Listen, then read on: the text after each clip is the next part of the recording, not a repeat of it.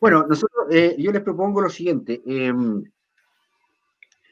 que cada uno presente, o sea, bueno, yo los presento a ustedes, pero cada uno se presente en términos de lo que vinimos a conversar en relación a lo que está ocurriendo en Chile, ¿no? En el ámbito más global, al principio, una situación de, bueno, de cambio constitucional y de reformulación de todo nuestro ordenamiento republicano en relación a las temáticas que hemos abordado cada uno de nosotros, ¿ya? Sector financiero, FPS, economía, derechos sociales, etc. ¿Okay? Eso les propongo. Sí. Ok. Bueno, entonces... Después viene una ronda de preguntas, parece, cuando después que... o no, ¿no? No sé. Sí, o sea, yo no sé cómo la relación con yo no he tenido ningún coaching así de organización como es esta plataforma. Dale, estamos. No te preocupes. Público, a través del chat, ¿de dónde llegan esas consultas? No lo sé. Si alguien me Ahí nos mandan un mensaje de la organización que decía que sí, se pueden pedir preguntas y las mandan al canal de YouTube. Ok. La gente nos ve por YouTube y va preguntando ahí, claro. Ya, perfecto. Si quiere. Perfecto. Sí, bueno, si queremos. Claro, es bueno no tener... Si quieres nos preguntamos entre nosotros. Bien, porque ahí empiezan a hacer hasta cogidas y aquí, ¿no? Yo sé que esto es súper... hoy en día ya no se usa, es una época que estamos tendiendo a la paridad, a la igualdad de género, de experiencias sexuales y todo ello, pero quiero ponerles que partamos por Valentina, ¿no? Que Valentina se presente y nos cuente, bueno, lo que significa estar en esta furia del libro y conversando de estos temas en el Chile de hoy, desde su perspectiva profesional, académica y de publicación de libros y de reflexión. Valentina. Sí, ya, se me escucha. Bueno, me llamo Valentina, soy economista y tengo un magíster en políticas públicas de la Universidad de Chile. Actualmente estoy terminando mi doctorado en educación en la Universidad Católica y hace 2 años que estoy participando de grupos con respecto a la Constitución desde perspectivas feministas.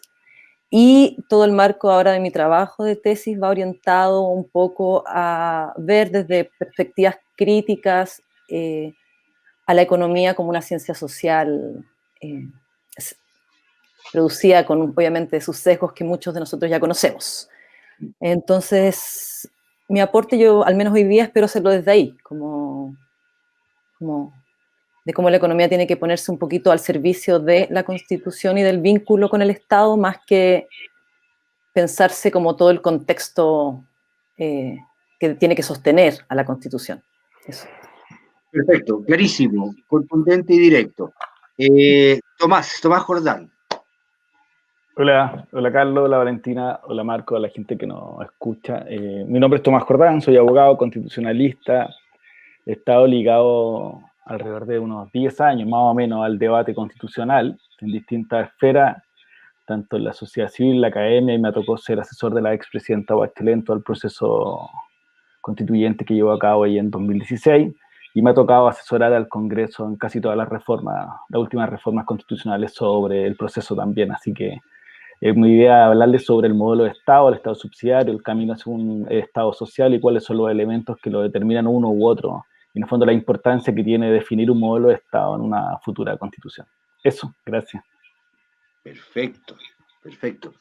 Muchas gracias, Tomás. Marco Kremerman, creo que no necesita tanta presentación, pero usted, por favor, preséntese. Muchas gracias. Saludar a todas las personas que nos ven, nos escuchan. Mi nombre es Marco Kremerman, soy parte del equipo de la Fundación Sol.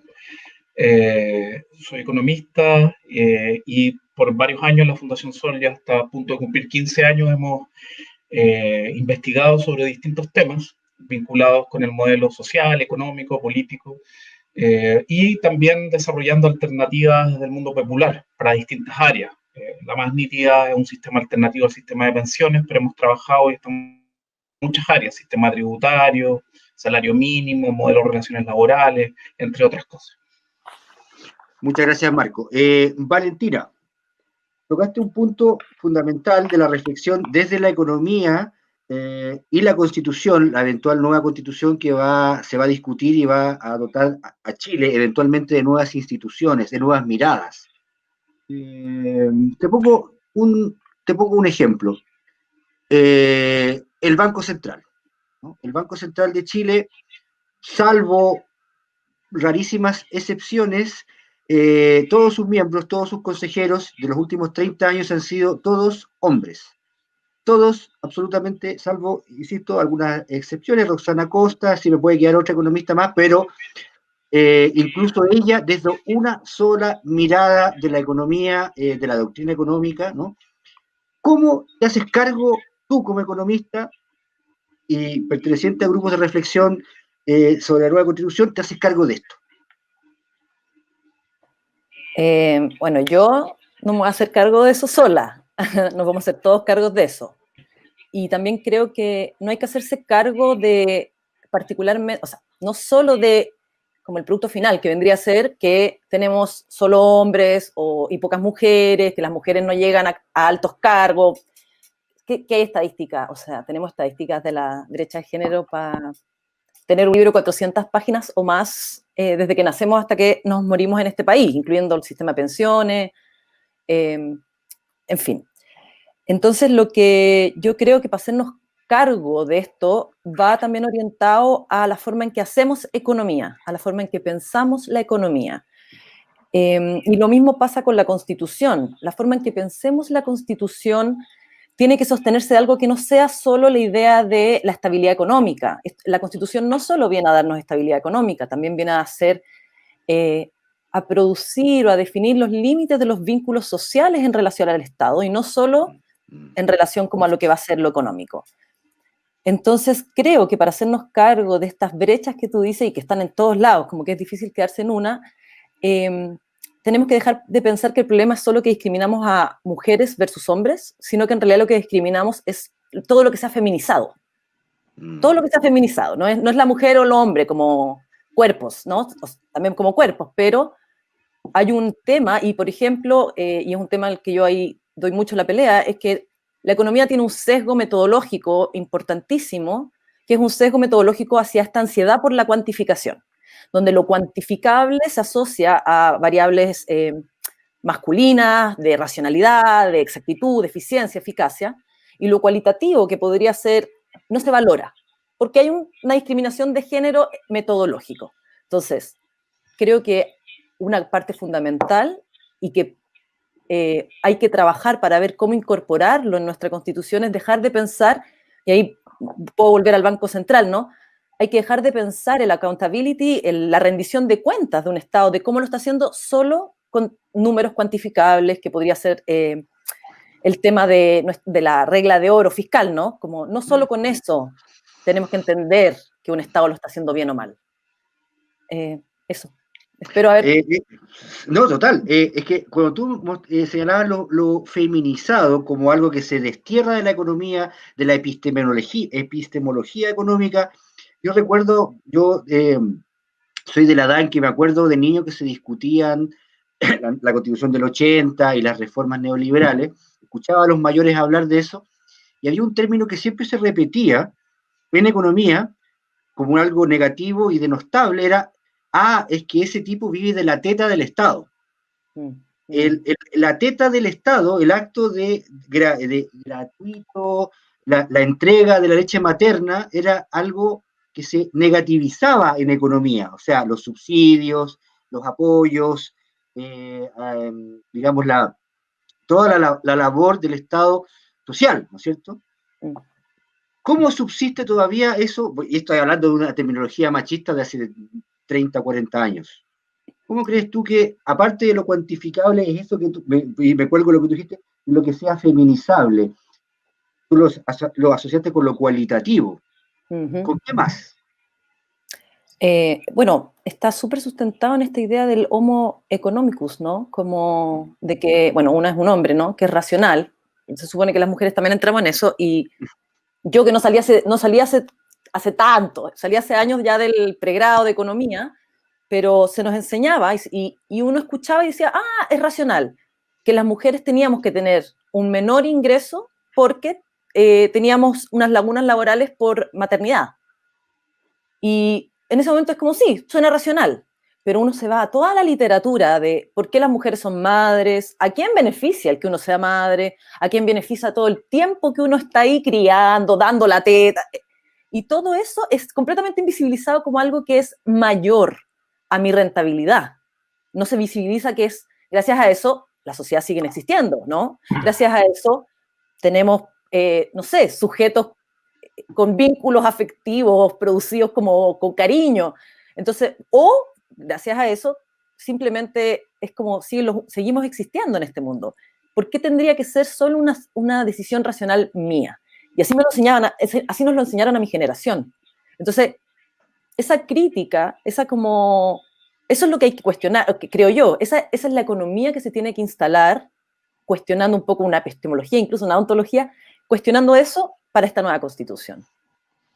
Muchas gracias, Valentina. Muy interesante esa área de reflexión que creo que va a ser fundamental en los próximos meses cuando ya se constituya la convención constituyente. Tomás, tú estás trabajando también y con tu experiencia profesional, ¿no es cierto?, con tu carrera, ¿no es cierto?, y señalaste la necesidad de pensar una transición desde el Estado subsidiario al Estado social, ¿no? Y ahí hay muchísimas preguntas que la ciudadanía se está haciendo sobre el proceso constituyente, de cómo se llevaría a cabo eso. Yo te voy a partir preguntando por el proceso contrario. ¿Cómo se construyó?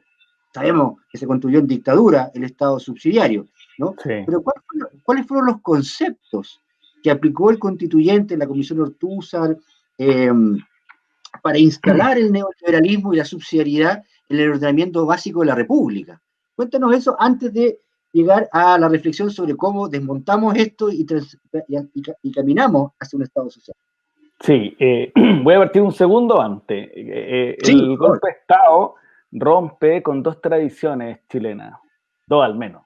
Una es la tradición democrática, en el fondo que se venía desarrollando lentamente, pero progresivamente del siglo XIX, siglo XX, la ampliación del sufragio básicamente, y rompe con una tradición social que aparece a comienzos del siglo XX, podríamos decir, con la Constitución del 25, con la migración campo-ciudad, con lo que se llamó la cuestión social, y por lo tanto con un proto-estado social. Y eso se refiere básicamente a que el Estado tiene un rol preferente para hacerse cargo de la corrección de las desigualdades sociales. Nosotros tuvimos como país una migración muy temprana al campo ciudad y por lo tanto hizo necesario cambiar este eje de abstención típico de los estados clásicos liberales a un estado más bien de hacerse cargo de ciertas cuestiones y de prestaciones sociales. Salud, educación son el ejemplo más típico, también abarcó pensiones. ¿Qué quiero decir con esto? Con el golpe de Estado rompe esa tradición y se formula un nuevo proyecto, un proyecto político, un proyecto económico, que se llamó, o lo podemos sintetizar, la idea de un Estado subsidiario. ¿Y qué significa esto? Que la discusión sobre los bienes sociales parte de la premisa que se privatizan. Y por tanto, este Estado que era interventor, prestacional, corrector de desigualdades, esos elementos se dejan a que el mercado los pueda resolver. Y esto es toda una filosofía que más bien un eto, una razón de ser de la Constitución, que se va configurando en una mezcla. Hay un libro muy interesante del año 92, El pensamiento conservador en Chile, de Renato Kristin, que da cuenta de esta mixtura entre el pensamiento conservador antidemocrático y las ideas neoliberales de la Escuela de Chicago, von Hayek, etc. ¿Y qué pasa con esto? Que se llega a una mixtura entre esta idea subsidiaria clásica de la Iglesia Católica, que incorporaba solidaridad, pero se le quita ese elemento, y se incorpora la idea de abstención estatal y más bien que dejar hacer. ¿Y por qué lo digo? Porque es un principio, así lo ha definido el Tribunal Constitucional chileno, como un principio del orden social, es decir, que abarca a toda la sociedad. Que abarca a toda la sociedad. Y por eso es que es tan difícil desmontar. Si vamos y lo podemos dejar planteado ahí, si quieres, Carlos. ¿Por qué? Porque cuando nosotros pensamos en un modelo social, no es un principio del orden social, es un principio que regula la relación entre las personas, sus derechos fundamentales y el Estado. Pero no pretende ser omnicomprensivo de todas las relaciones que nosotros tenemos, las públicas y las privadas. En cambio, que el principio de subsidiariedad se instala como un principio que abarque todos aquellos espacios de la convivencia social, porque tiene un etos y un naturalista, por decirlo de alguna manera. Bueno, me quedo ahí. Pero es bien fascinante ese proceso, ¿no? Y a la vez es un poco asustador en el sentido de que el régimen militar y sus arquitectos, ¿no es cierto?, siempre se definieron como que estaban combatiendo el totalitarismo, ¿no? Sí. Y el totalitarismo quedaba representado en las sociedades, en las construcciones de los socialismos reales y sus carencias, y bueno, se definían como totalitarios, abarcaban toda la sociedad. ¿Podemos decir que la subsidiariedad también alcanzó límites totalitarios de esa definición que tú nos das? ¿O casi? Al menos tiene una vocación totalitaria, una vocación, porque en el fondo es mira, como decía, todos aquellos elementos que componen nuestra relación y nuestros derechos. Entonces, por ejemplo, en materia educacional y salud es bien claro. ¿En qué sentido? Nosotros tenemos sociedades que son desiguales, y por lo tanto, cuando nosotros tenemos que vincularnos con otros y tratar de corregir esas desigualdades, la solución subsidiaria te dice que el mercado te va a solucionar ese problema. Y en el fondo se está incorporando una solución privada al espacio de lo público. Y por eso es que es totalitario, porque al final el espacio de lo público busca soluciones públicas, no solo estatales, sino que busca soluciones que abarquen la relación entre la persona y el Estado, pero no deja todo a esa relación privada llamada mercado. En ese sentido tiene una vocación totalitaria. Y tú dices una cuestión bien interesante porque, pensando el desmontar, porque como el principio de subsidiariedad se piensa omnicomprensivamente, también se leen las otras cuestiones como el Estado social respecto de los que adhieren a la subsidiariedad, también la leen omnicomprensivamente. También piensa que son totalizantes. Y por eso es que es tan difícil llegar a un acuerdo hoy, no mañana, pero hasta de hoy hacia atrás, por decirlo de alguna manera, entre, por ejemplo, uno dice, el modelo social de Estado está en la Constitución alemana, el modelo social de Estado está en la Constitución española. Italia se define como una república de trabajadores, que es su cláusula social, y que permite gobiernos de derecha como gobiernos de izquierda. Pero cuando pasa los Andes hacia acá, esa idea de lo social se entiende como totalitaria, como si fuera una constitución socialista, más parecida a la cubana que a la alemana, a la española, a la italiana, a la colombiana, que también se define como Estado social, siendo una sociedad ultra de mercado, la sociedad colombiana. Pero también se le define como... Entonces, yo he estado en distintos foros y digo, ya, ¿por qué se produce esa traducción? ¿Por qué un modelo que permite la pluralidad de partida fue pactado en Europa básicamente después de la Segunda Guerra? Se construye antes, pero entre liberales, entre democristianos y entre socialdemócratas europeos se construye este modelo, que básicamente es plural, eso es lo que busca. Pero no, yo creo que tiene que ver con esta idea de cómo la subsidiariedad abarca todo, concederle el espacio al otro, de que la social también entonces debería abarcar todo, pero son dos categorías diferentes, dos niveles de análisis diferentes. Bueno, eso. Muy interesante, Tomás. Muchas gracias. Vamos a retomar después hacia adelante, hacia la transición que va a comenzar. Marco, el trabajo que ustedes han realizado que cumple 15 años con Fundación Sol ha sido una generación muy contundente y sistemática de datos duros, análisis, tendencias, estudios y contenidos respecto a lo que tú señalabas, sistema previsional, sistema tributario, ¿no? Los últimos acontecimientos, ¿no es cierto?, desde esta crisis, ¿no es cierto?, de alguna manera levantó un velo, yo me atrevería a decir, respecto al sistema previsional, con los sucesivos retiros del 10%. Y tú estuviste en ese debate, ¿no es cierto? ¿Por qué?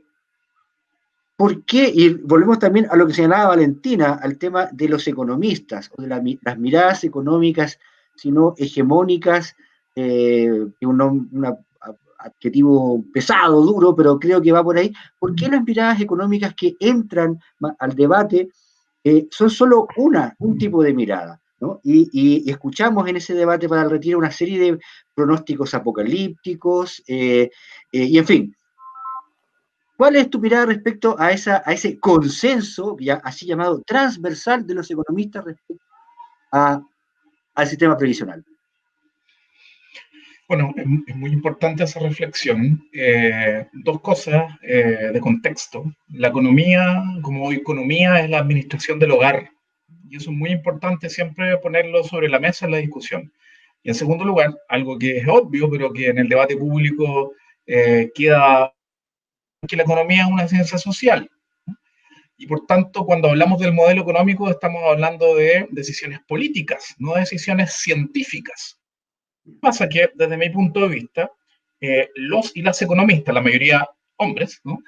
Que han forjado, han cimentado este modelo o lo han administrado, han tratado de revertirse de cientistas exactos, que de alguna manera lo que recomiendan no solo es un medio, sino que es un fin. Porque si nos dicen que subir el salario mínimo va a generar desempleo, finalmente no podemos subir el salario mínimo. Y terminan determinando cuál es el salario mínimo de la sociedad. Y eso es lo que a veces cuesta darnos cuenta en este frenesí de la discusión de la política pública de corto plazo.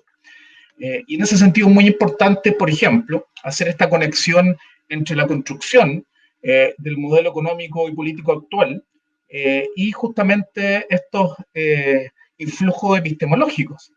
Cuando uno caracteriza el modelo económico actual en Chile y la Constitución, básicamente hay tres vertientes epistemológicas. La monetarista, en términos económicos, la austríaca, muy importante, ¿no? La de José Piñera, la de Hayek, que vino a Chile en dictadura, y la neoclásica, ¿no? La neoclásica de Marshall y de sus posteriores desarrollos.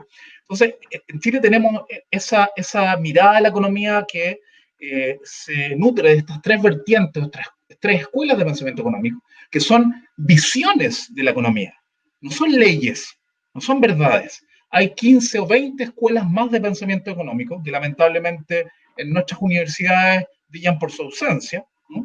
Se pasan de manera monolítica una o dos vertientes para entender la economía, y eso hace de que sea muy simple, simplista, reduccionista y hegemónico, ¿no?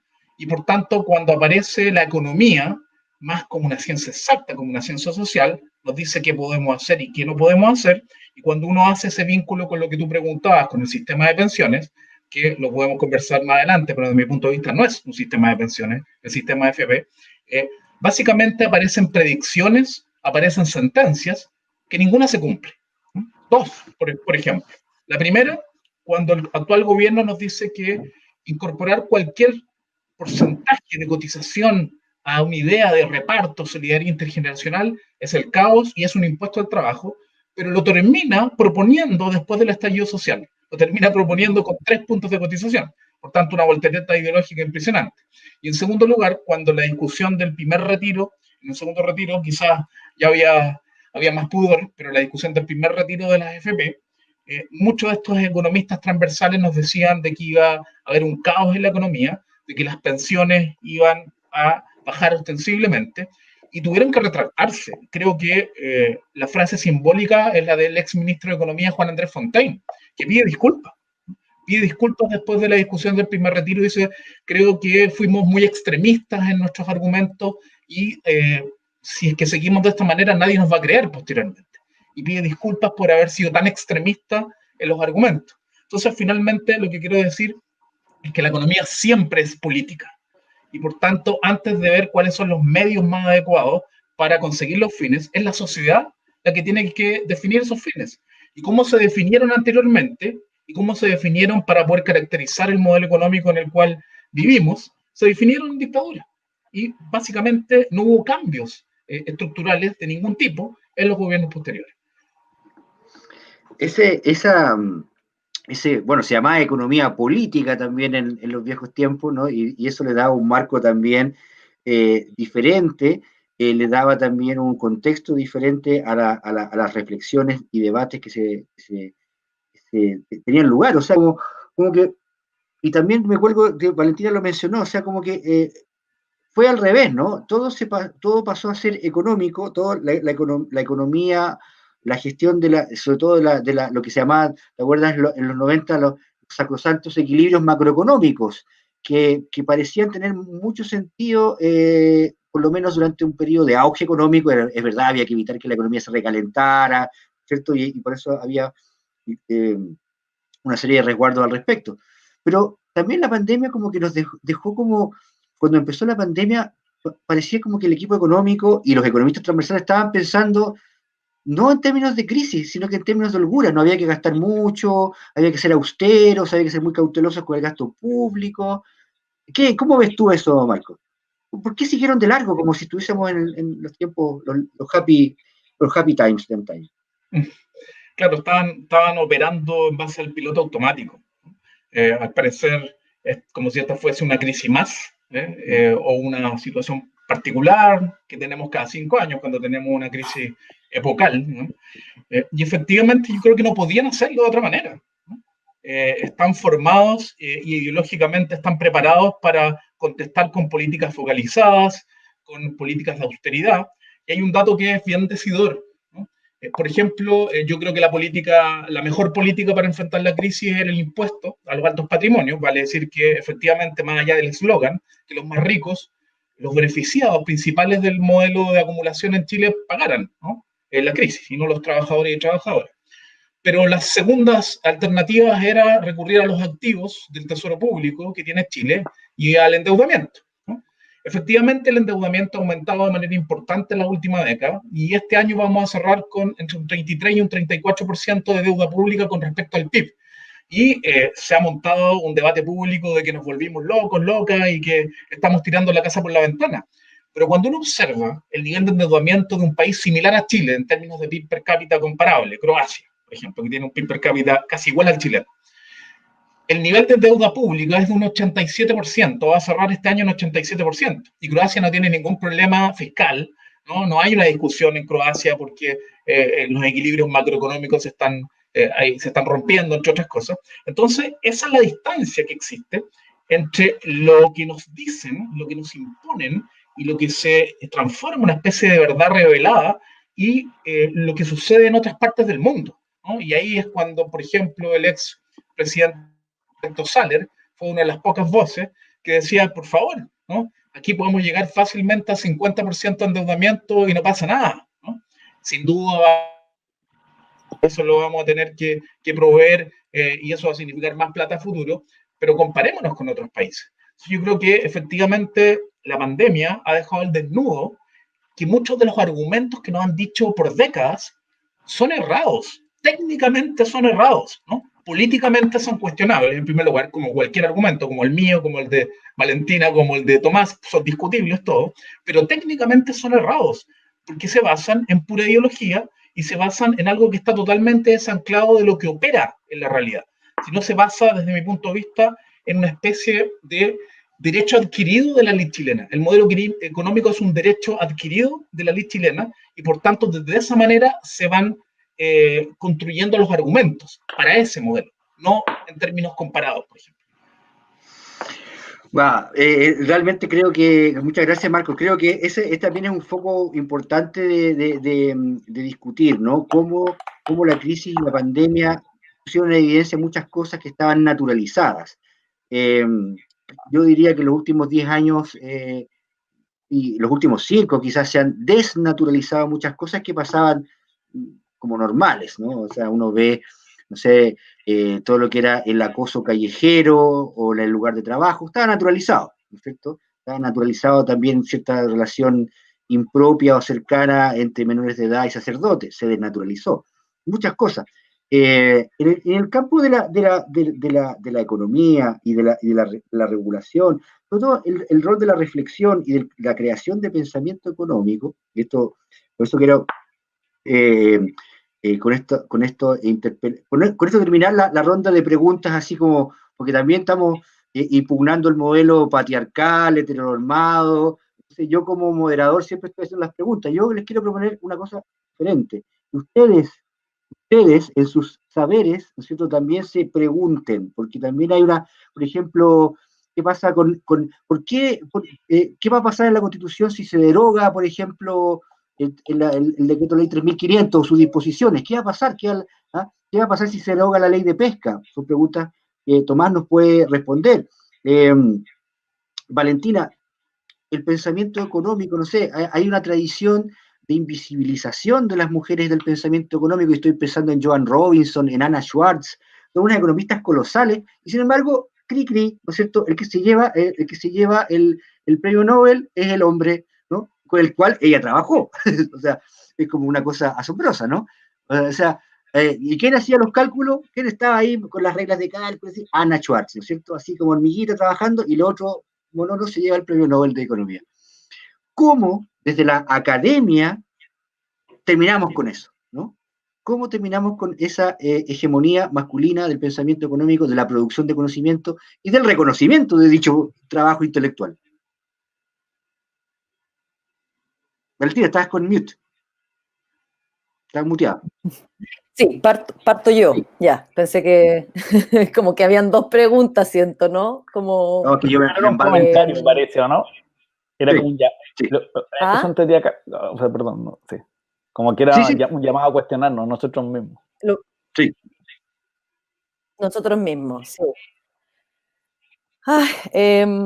Sí, yo creo que, a ver, desde la perspectiva en la que estoy yo, el principal cuestionamiento es como, yo no tendría que estar yo no tendría que ser constituyente, por ejemplo. Como, eso es lo que me surge como de la guata, por así decirlo, ¿no? Como,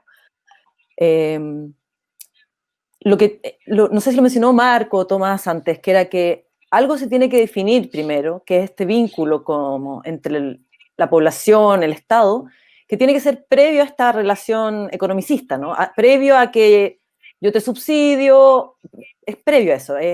Y ahí yo creo que es el llamado a la dignidad y con lo que parte la furia del libro, como hay cosas que tienen precio y hay cosas que son dignas y que no pueden estar supeditadas al precio. No pueden. Es como, no admite que se le ponga un precio. Entonces, yo creo que quien tiene que llevar la batuta es alguien que tenga esa sensibilidad con reconocer eso, porque ¿qué es lo que pasa? Y me ha pasado mucho, como cuando tú le pedías a un grupo de personas del arte y la cultura que hoy día piensen en la Constitución, se les ha llevado, y que de hecho ocurrió en la mesa anterior que hubo en la sala C1, de pensar que se va a ver todo lo de la economía, primero lo del Estado subsidiario, y después van a entrar a cultura y arte. ¿Y por qué está ese supuesto? Y cuando uno habla con la gente de la arte y la cultura con respecto a la Constitución, ¿qué es lo que piden? Que se baje el IVA al libro, que tengan sueldos, que el sistema fondar se modifique. Y lo que ellos están pensando nuevamente, o obligados a pensar nuevamente, es a pensar la lógica desde lo económico. Distinto sería que alguien diga, bajémosle el impuesto al libro, porque simbólicamente tenemos que decir que el libro tiene algo que no se valora por el precio. Pero la discusión en realidad está en torno a aumentar la demanda de libros.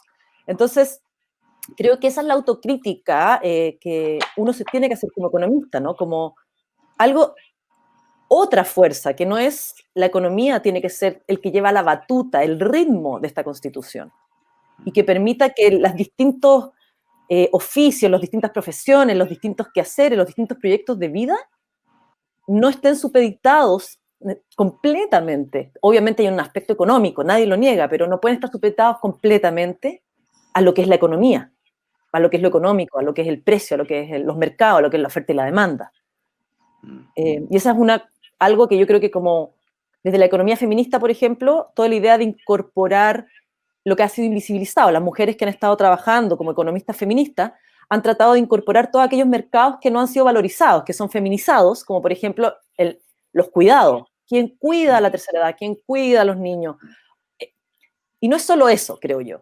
No es solo ponerle un valor a aquello que ha sido invisibilizado porque era lo que hacían las mujeres. Va más allá de eso, va a reconocer y que tiene que ser reconocido que hay ciertas actividades humanas que no se pueden supeditar al mercado. Y para reconocerlas son, por ejemplo, asegurarle a todas las mujeres que se dedican a cuidados una pensión digna, y ahí entendamos lo que tenemos que definir qué significa digno también. No es el salario mínimo. No es algo que te alcanza para el arriendo y para comer solamente. Y eso es porque decidimos vivir en sociedad. Y yo creo que ahí es el tema que más nos cuesta como, creo yo, al menos cuando tengo discusiones, entender, como, no estoy de acuerdo con los impuestos. Bueno, entonces vivamos en una anarquía. ¿Cómo no vas a estar de acuerdo con los impuestos? Pero eso yo creo que, bueno, volviendo atrás y no yéndome en las ramas, creo que ese es el principal foco.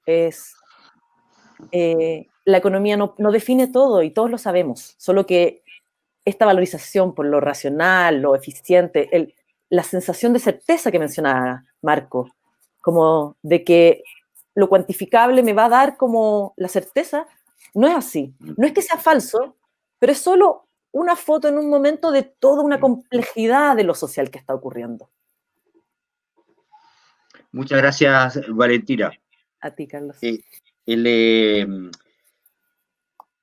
Tomás, estamos tú mencionabas en tus intervenciones anteriores estos dos polos, ¿no? Estos dos polos de la doctrina constitucional, el Estado subsidiario y el Estado social, como están definidos en constituciones de la tradición occidental y de países culturalmente muy cercanos al nuestro, y que fueron como retenidas en la aduana, ¿sí? Como los pasajeros con COVID, ¿no? O sea, no pueden entrar, aquí, están, ¿no? Quedaron afuera, ¿no? Y si nos ponemos en un escenario de una convención que comienza a retirar, a desmontar, a desmontar este Lego constitucional y sacar las piezas subsidiarias y a poner otras piezas solidarias, sin entrar a especificarlas. ¿Qué pasa con la ley ordinaria cuando se produce ese cambio constituyente? Y voy a algo muy concreto, la coordinación entre la convención y el Congreso. Porque sí, que ha zanjado un cambio que va a salir en la Constitución sin entrar digamos, a especular con el plebiscito de salida. ¿Qué pasa con la ley ordinaria? Sí. El decreto de ley 3.500 de pensiones y etcétera. Muy buena el comentario y la pregunta. Por lo siguiente, porque si yo sigo la línea lógica de la Constitución actual, yo podría decir que, o lo voy a explicar con la Constitución actual para ejemplificar lo contrario. Si el gobierno del expresidente Lagos quiso incorporar solidaridad entre FONASA y SAPRE para crear un fondo de compensación solidario. ¿Okay? Se trabó en el Congreso porque, bueno, en ese momento el gobierno no tenía mayoría en el Senado porque era inconstitucional. Porque la solidaridad para esta Constitución es inconstitucional. ¿Por qué? Porque como la cotización en salud es individual, solidarizar te tendría que sacar de tu propiedad y por lo tanto entregársela a otro, y ese pedazo de que tú entregabas, ese porcentaje pequeño, tendría que ser objeto de indemnización y bla, bla, bla, bla, bla. Lo mismo ha pasado hasta ahora, porque todavía no ha avanzado, la idea de solidaridad en pensiones. Porque como una cuenta individual que es de tu propiedad, si tú le sacas un porcentaje o le agregas un porcentaje y ese va a un fondo común para compensar, es contrario a la Constitución. Si nosotros fuéramos igual que ese pensamiento, podríamos llegar a un extremo que una nueva Constitución podría dejar fuera toda aquella idea que no fuera la como yo creo. ¿Ok? Eso sería lo que se llama una Constitución de revancha, una Constitución que básicamente represente los que quedaron afuera de ese modelo, ahora les toca administrar una Constitución, y por lo tanto, como les toca administrar la Constitución, todas aquellas ideas también tienen que estar fuera. Habemos otros que creemos que la sociedad es pluralista, y por lo tanto que las distintas miradas tienen cabida dentro de una sociedad. Yo no soy de derecha, pero supongo que si gobierna un gobierno de derecha, podrá llevar a cabo su programa de gobierno, y si gobierna la izquierda, podrá llevar a cabo su programa de gobierno. Eso creo que es el gran desafío constitucional. El Estado social es un modelo de capitalismo. Eso es importante decirlo. Lo que pasa es que junto con las libertades individuales, junto con las libertades económicas, tiene un rol redistributivo y solidario respecto de la corrección de desigualdades sociales. Eso es lo que lo hace distinto. Entonces, cuando nosotros pensamos en las leyes que van a venir, primero que todas las leyes mantienen su vigencia, es decir, se dicta la Constitución hoy día, nueva, imaginémonos ese escenario, que entró en vigencia hoy día, todas las leyes que estaban hasta ese día siguen vigentes.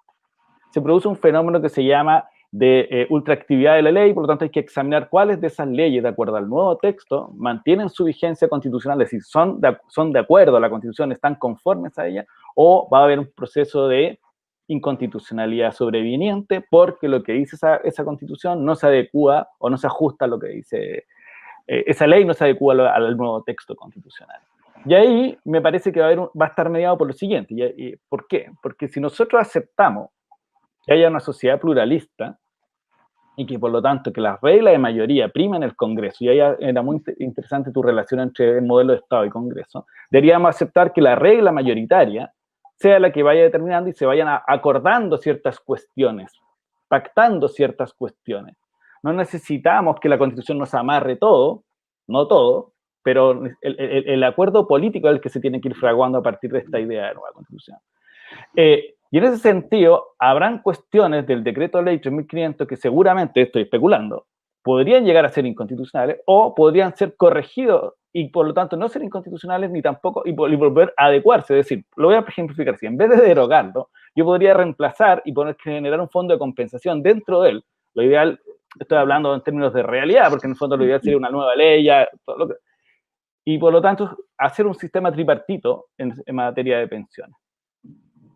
Y por lo tanto, en vez de ir derogando normas, voy ajustando mi nuevo ordenamiento legal a mi nuevo ordenamiento constitucional. Entonces yo puedo poner un rol preferente del Estado en materia educacional, puedo poner un rol preferente del Estado en materia de salud, y por lo tanto el FONASA, que hoy día existe, que tiene el 85% de la población, pero que no es preferente, es por default, porque básicamente las personas están en FONASA porque no pueden estar en un ISAPRE, empieza a ser constitucional todas aquellas modificaciones que eran inconstitucionales, como por ejemplo un fondo de compensación solidario en materia de salud. Y habrá una decisión legislativa, puede ser, que diga, ¿saben que vamos a tener un solo fondo de salud?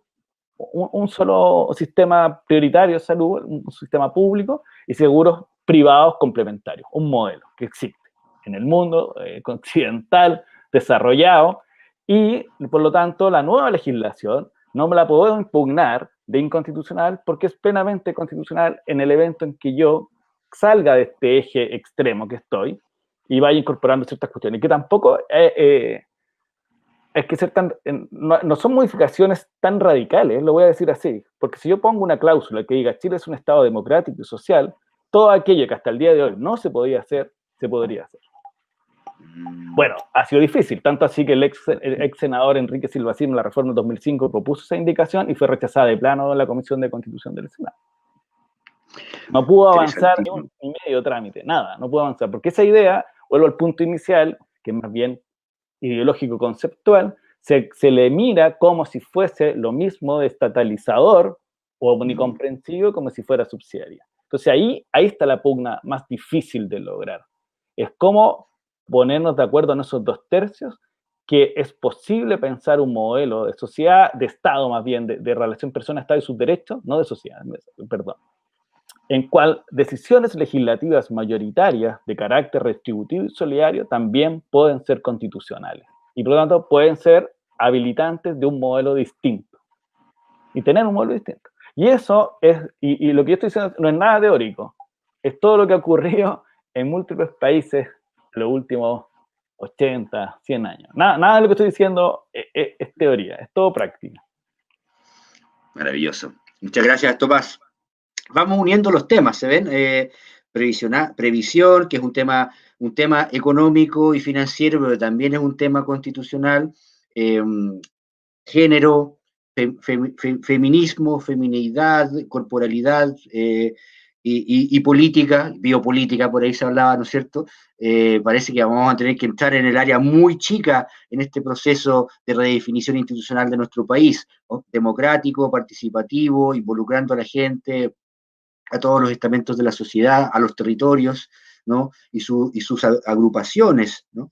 Porque todo esto también viene muy de top-down, partido político, macroestructura, ¿ah? Y en ese sentido quería volver también a hacer un puente entre el trabajo de Marco y la reflexión de Valentina, ¿no es cierto? Porque hace algunos años, ustedes recordarán, un gerente general de la asociación de AFP, el gremio, sindicato, podríamos llamar el sindicato de rama de las administradoras privadas. Es muy divertido este país porque los sindicatos de rama están prohibidos, pero los sindicatos empresariales de rama no, existen y tienen bastante poder. Bueno, el sindicato de rama de las administradoras privadas de los ahorros obligatorios de los chilenos y chilenas dijo una vez en un seminario que la jubilación de las mujeres a los 60 años era una galantería, que salía muy cara, que a ellos les salía muy caro. Cosa muy interesante ver cómo el lenguaje opera ahí, ¿no es cierto? Nos sale muy cara el señor de la AFP, nos sale muy cara esta galantería de la jubilación a los 60 años de las mujeres. Marco, ¿qué pasa con un sistema previsional? ¿Qué tiene que tener un sistema previsional con tu análisis comparado de otras legislaciones para no ser discriminador por género? Para dar jubilaciones, ya no siquiera hablar de jubilaciones dignas, jubilaciones que no tengan una brecha de esta magnitud, como la que hay en Chile. Claro, en primer lugar es importante la reflexión mayor. Tener un sistema, por ejemplo, que Chile tuviera un modelo capitalista, un Estado social de derecho, creo que es algo radical en relación a lo que tenemos actualmente. Si uno quisiera normalizar el país, pensando en que este piso mínimo significa cambios profundos. Es por eso que comparto lo que comentaba Tomás, ¿no? Que en el fondo desde la otra vereda se ve como que justamente tener esta habilitación de la ciudadanía, desde mi punto de vista, vale decir que existan derechos sociales mínimos asegurados con impuestos generales, es algo profundo. Y en eso significa, una vez que se cambie la Constitución, que también existan convicciones políticas para que las nuevas leyes, los nuevos reglamentos obedezcan a ese nuevo espíritu, lo cual para mí no es un tránsito natural, necesariamente, o directo. Y en términos del sistema de pensiones, yo creo que pueden haber distintos modelos. Yo creo que tiene que haber un mandato político antes de poder decir cuál es el modelo más adecuado, porque está el modelo alemán, el holandés, el uruguayo, el costarricense. Nosotros hemos invitado a múltiples personas especialistas que nos han contado cómo funcionan modelos de distintos países, y cada uno tiene su propio modelo, lo han ido cambiando, han ido generando pilares nuevos, pero hay una definición política detrás. Y en esa definición política, al menos yo esperaría que existan dos conceptos. En primer lugar, que exista una base, ¿no? Una base que se llama la pensión no contributiva, que justamente surge con más fuerza en las últimas décadas a partir de una urgencia de reconocer de que cualquier persona que se jubile en el país debe tener una pensión que al menos permita cumplir el principio histórico de la seguridad social, que es la suficiencia. Y eso tenemos que discutirlo, ¿no? Hoy día, cuando uno revisa cuál es el valor de la pensión básica solidaria, que no es universal, cuál es el valor del salario mínimo, son valores arbitrarios. Y ahí es donde los economistas no tienen respuesta. Yo siempre le pregunto a veces en las comisiones, cuando me toca compartir, ¿por qué el salario mínimo es 326.500 pesos? ¿Por qué la pensión básica solidaria para el rango más bajo hoy día 141.000 y fracción? No hay respuesta, ¿no? Es que esa es la plata que alcanzó, ¿no? Un tema presupuestario, ¿no? Pero no hay una definición política detrás. Entonces yo creo que debe existir este pilar que recomienda la OIT, este pilar no contributivo, universal, cuyo monto sea la suficiencia. Podemos partir, ojalá, prontamente con un salario mínimo, que es insuficiente. Yo comparto lo que dice Valentina, pero al menos elevaría los estándares de manera importante en relación a la realidad actual, ¿no? Eso se financia con impuestos generales. Lo hacen muchos países así. En muchos países existe la universalidad, en otros existe el test de medios, como en Chile, vale decir focalizado, y hay que demostrar que uno está en situación de pobreza, pero en general debemos avanzar hacia un pilar no contributivo suficiente. Y en segundo lugar, el pilar histórico de un sistema de pensiones es el pilar del seguro social, donde existe solidaridad intergeneracional. Algunos países lo combinan con sistemas complementarios, que pueden ser incluso voluntarios, que podría ser el espacio de la AFP, y más allá de la AFP, que el día de mañana pueden cambiar de nombre, es las cuentas individuales. El concepto de cuentas individuales o de capitalización individual, que en general es privado, salvo en Panamá, que hay cuentas individuales públicas, que es una cosa bastante extraña, en general son privadas, es un sistema que no tiene nada que ver con los principios de la seguridad social, que traslada todos los riesgos a las personas, que es un sistema de incertidumbre individual, y por tanto está en contraposición a los principios de un Estado social de derecho. Entonces, en ese sentido, debe existir este segundo pilar que cumple el rol de mantener relativamente el poder adquisitivo del cual las personas que trabajaban remuneradamente tenían antes de jubilar. Vale decir, si yo ganaba 100, al menos que pueda ganar un 70%, un 75% cuando jubile. Eso depende de cuántos años coticé y hay distintos niveles de tasa de reemplazo según los años cotizados. Por tanto, tiene que estar ese pilar, y ese pilar justamente ha sufrido en carne propia esta batería de argumentos poco técnicos, ¿no? De falacias, de que la solidaridad social está quebrada, la seguridad social está quebrada, de que es inviable el reparto cuando hay cambio demográfico, ¿no? Eso es una falacia porque un cambio demográfico afecta a un sistema de cuentas individuales de la misma manera, exactamente igual, con una gran diferencia. En un sistema de cuentas individuales es la persona la que vive ese problema individualmente, teniendo que jubilarse a los 75 años, ahorrar más y disponer menos de salario líquido, entre otras cosas. Entonces, para mí, en un nuevo sistema de pensiones, que ojalá esté inspirado en un cambio en el artículo 19, numeral 18 de la Constitución, que tipifica lo que es la seguridad social, reconociendo que es la seguridad social de manera explícita, sin abrir la compuerta al mundo privado como si fuese una opción más que lo administre una institución pública o privada. Para mí, esos dos pilares son los pilares fundamentales de un nuevo sistema de pensiones, con garantías, beneficio definido, que es el nombre académico de un sistema de seguridad social, vale decir que entregue certeza, y que democráticamente definamos si es que le agregamos un tercer pilar o no, que pueden ser las cuentas individuales obligatorias o privadas, pero siempre de manera complementaria, como es el caso de Suecia o de Uruguay, por ejemplo. Muchas gracias, Marco. Bueno, ya se nos está alcanzando el tiempo. Creo que ahora podríamos abrir un espacio a preguntas de las personas que están viendo este conversatorio por el canal de YouTube. No sé si abrimos ese espacio. Sí, tenemos unos minutos para recibir preguntas, si las hay. Yo les propongo lo que hace algunos minutos les señalaba. Valentina, ¿tienes preguntas para Marco o para Tomás? Sí, me gustaría que conversáramos con el tema pensiones, que yo creo que es un tema fundamental, y que no es solo las brechas de género, sino que también son las brechas de clase social o de ingresos, que es qué pasa cuando toda la política pública se hace a partir de promedios, o toda la definición de cómo van a ser las pensiones se hace a partir de promedios, cuando nos encontramos con, por ejemplo, que una mujer en Vitacura vive 18 años más que una mujer en La Pintana. Entonces, ¿cómo podemos incorporar, y lo pregunto como si lo han visto en otros países, incorporar estas diferencias? O, por ejemplo, uno podría decirlo también con la brecha de salarios entre hombres y mujeres haciendo el mismo trabajo, ¿no? Es como lo distinto, ¿no? No el promedio. ¿Cómo logramos salir del solo el promedio para definir los modelos de pensiones? Esa es mi pregunta. Para Marco, me imagino. Sí, o sea, Marco primero porque está recién hablando. Perfecto. Voy a tratar de ser muy breve por el tiempo. Pregunta muy importante. En general, en la mayoría de los países del mundo, la pensión se define en relación a los años cotizados y a la remuneración que yo recibía cuando trabajaba remuneradamente, ¿no? Eso permite, y con garantías por nivel de años cotizados, eso permite compensar las desigualdades de origen en el mundo del trabajo, pero creo que hay que agregarle un pilar, ¿no? Que es el pilar de reconocer el trabajo no remunerado, doméstico, invisibilizado. En cuentas satélite, en algunos países están haciendo esos avances de medirlo. En Chile se midió, es un 21% del PIB, más que cualquier sector económico. Pero creo que es muy importante, y con esto cierro, de que en Chile las pensiones no se pagan según años cotizados y según nivel de remuneración, sino que se pagan en algo muy técnico que se llama el CNU, el capital necesario unitario.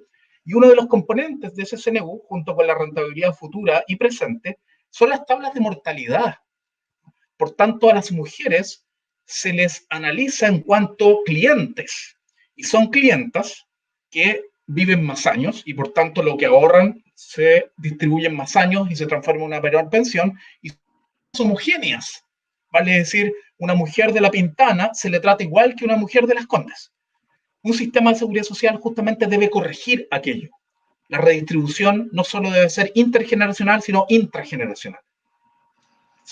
Eso. Súper importante, muy, muy relevante. Ahí nos mandan felicitaciones por este panel, estas discusiones de temas medulares, me parece, ¿no? Y los temas que van a ser definidos. Muchas gracias, Marco, Valentina. Tomás, vamos cerrando. Tomás, Sí. palabras de cierre y... Dos segundos, que muy interesante lo que dice Valentín, y me gustaría solo decir una cuestión muy general, que estamos frente a un proceso en que, por primera vez, mira lo que voy a decir, se va a escribir paritariamente un texto, no solamente un texto constitucional, sino legal, porque en el Congreso siempre son mayoría hombres sobre mujeres. Y eso es muy relevante, porque cuando entremos a discutir estos temas, sobre todo la mujer en el mundo del trabajo, va a ser la lógica paritaria, no una lógica hoy día que uno escucha muchas veces, sino la mujer es más cara, la mujer de acá, y poder establecer ciertas, o sea, se lo escuché una vez a algún ministro de Hacienda, en el fondo, que decía, no, que la mujer es más cara, entonces por algo tiene que, tales cuestiones. Por ejemplo, hablando sobre equidad o igualdad de salario, que está en la Constitución italiana, que está en la Constitución de Suecia, que hay igual trabajo, igual remuneración. Es decir, esas cuestiones, creo yo, que estamos a puertas de poder tener discusiones bien de fondo en que la igualdad entre mujeres y hombres se mida de igual manera en la discusión pública. Y el resultado va a ser concordado, cualquiera sea el resultado, de ese acuerdo propiamente tal. Cuestión que es 100% nuevo para nosotros como sociedad, y sobre todo que sea una discusión constitucional no es menor, porque eso va a irradiar también después a las futuras legislaciones y las futuras políticas públicas y las miradas que el constituyente tuvo para entender el problema. Así que eso, al cerrar. Muchas gracias, Valentina, Marco, y a ti, Carlos, por todo. Muchas gracias, Sí, Tomás. gracias. Muchas gracias a ustedes. Se hizo corto. Se hizo corto. Son tiempos intensos. Estamos a puertas de un momento histórico. Somos protagonistas todos. Los jóvenes abrieron un espacio. Los viejos vienen esperando. Las familias vienen esperando hace mucho tiempo. Los territorios. Las primeras naciones. En fin. Así que muchas gracias. Ahí un saludo de Mario Emilio Castro. Muchas gracias por tus palabras. Nos felicita por el panel. Yo me despido y les mando un gran abrazo. Fue un placer conversar con todos ustedes y ojalá nos podamos ver en el mundo 3D en algún punto. Muchas Gran gracias. abrazo. Que estén muy Bien, cuídense. Chao.